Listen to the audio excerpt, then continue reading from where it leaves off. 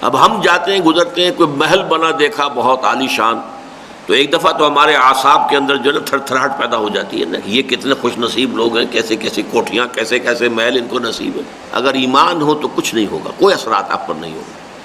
کیونکہ دنیا بے حقیقت ہے، اس کی کوئی حقیقت ہی نہیں۔ حضور نے فرمایا کہ اگر دنیا و ما فیہا کی وقت اللہ کی نگاہ میں ایک مچھر کے پر جتنی بھی ہوتی، اللہ کی نگاہ میں اس دنیا و ما فیہا جو کچھ اس میں ہے، یہ دولت کے انبار اور سیم و زر کے ڈھیر اور یہ محل اور یہ اسکائی اسکریپرز اور یہ سب کچھ، ان سب کے سمیت ان کی اگر اللہ کی نگاہ میں وقت ایک مچھر کے پر کے برابر بھی ہوتی تو کسی کافر کو یہاں سے ایک گھونٹ پانی بھی نہ دیتا۔ اللہ نے تو اس کو عام کیا ہوا، کافروں کے لیے کھاؤ پیو عیش کرو، دنیا کے سب کچھ دے رکھا، اس لیے کہ اس کی حیثیت ہی کوئی نہیں۔ بلکہ فرمایا گیا سورہ زخرف میں کہ یہ اگر اندیشہ نہ ہوتا کہ ساری ہی دنیا کافر ہو جائے گی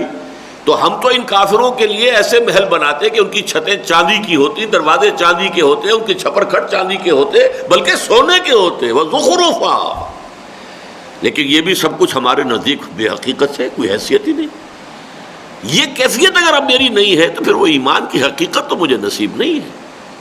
معلوم ہوا کہ میرے فکر و نظر کے اوپر غلبہ تو یہی ہے کہ اصل اہمیت اس دنیا کی ہے، مال و دولت کی ہے، یہاں کے محلات کی ہے، یہاں کی آسائشوں کی ہے، یہاں کے عیش کی ہے۔ اگر یہ ہے حیثیت تو پھر ایمان بالآخرت کہاں ہے؟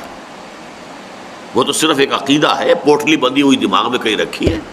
یا زبان کے اوپر کہیں لکھا ہوا ہے، ٹیپ کی طرح آپ چلا دیتے ہیں تو وہ چل پڑتا ہے، الفاظ نکل آتے ہیں کہ آخرت کو ہم مانتے ہیں۔ اللہ اللہ خیر صلی اللہ۔